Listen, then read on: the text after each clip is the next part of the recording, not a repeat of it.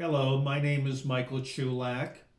Many people who purchase a condominium fail to read the CC&Rs before making a commitment to buy. This is a huge mistake. It can result in both hardship and extreme disappointment for many reasons. Before making a commitment to buy a condominium, you should always read the CC&Rs, the operating rules of the association, the minutes of board meetings for at least a 1 year period of time, and the financial reports of the association for at least a 1 year period of time. The reasons for reviewing the CC&Rs follow.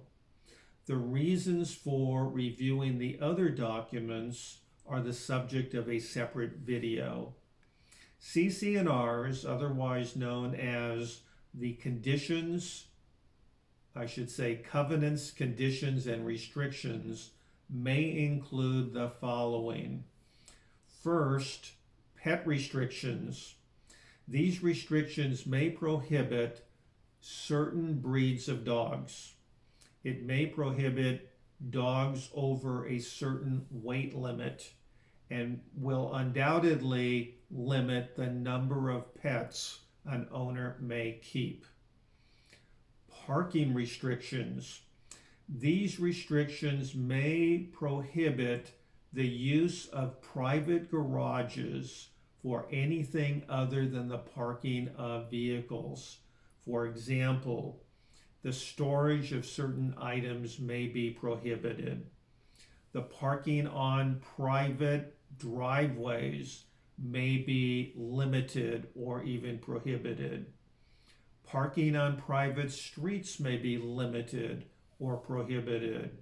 And the parking of commercial oversized vehicles may be prohibited or limited. Rental restrictions. Some CC&Rs don't allow an owner to rent their property for a certain period of time after they purchase the property. Other condominiums have limits on the number of units within a community that may be rented at any one period of time. Visitors may be limited to a certain period of time, after which they are considered under the CC&Rs to be renters, even if they never pay rent. Satellite dishes. The placement of satellite dishes may be limited. This obviously can have a major impact on reception. The conduct of business within units. There may be limits as to the types of businesses that can be conducted within a private residence. There may also be restrictions on deliveries and the parking of visitors to the complex. That obviously can have a major impact on one's ability to conduct a business from their home. Washers and dryers. Many CC&Rs, I would say most CC&Rs, prohibit people from installing clothes washers and dryers within their units. Hard surface flooring. Many CC&Rs have restrictions on the installation of wood floors, tile floors, or other hard surface flooring due to sound considerations. That's something that must be checked out if you intend to install such flooring. Insurance requirements. There are often requirements within CC&Rs that require unit owners to obtain certain types of insurance. For example, insurance that would cover assessments in the event of a special assessment. There may be other requirements as well, so this is an important section to review. Maintenance, repairs, and replacements. CC&Rs will always address whether the homeowner association itself or whether a condominium unit owner is required to make certain repairs or replacements or to maintain certain components of the property. These components may involve pipes, drain lines, entry doors, garage doors, balcony decks and railings, and window frames. Architectural restrictions.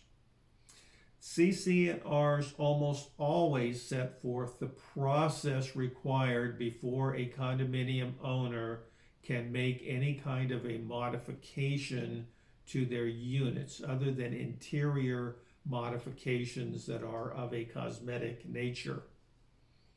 Smoking.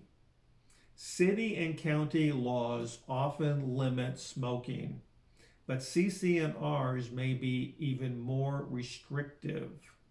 And lastly, amenities.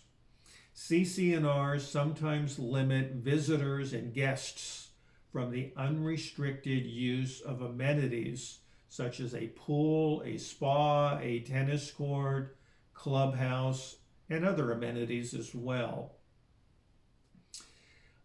I hope this information has been helpful to you and will avoid any unpleasant surprises. Some of these restrictions may be looked at as negatives, but many of them are also positives depending upon your personal perspective. But what is important is the need to review and to understand CC&Rs before you make the commitment to purchase. As a practicing attorney for more than 22 years and as a real estate broker that owns a real estate brokerage firm for more than 50 years, I can tell you that I have read hundreds of CC&Rs. They are not all identical, so you must read them and you must understand them before you make a decision to purchase in any common interest development. Again, my name is Michael Chulak. I'm an HOA consultant and again, the owner of a real estate brokerage company. Thank you for listening.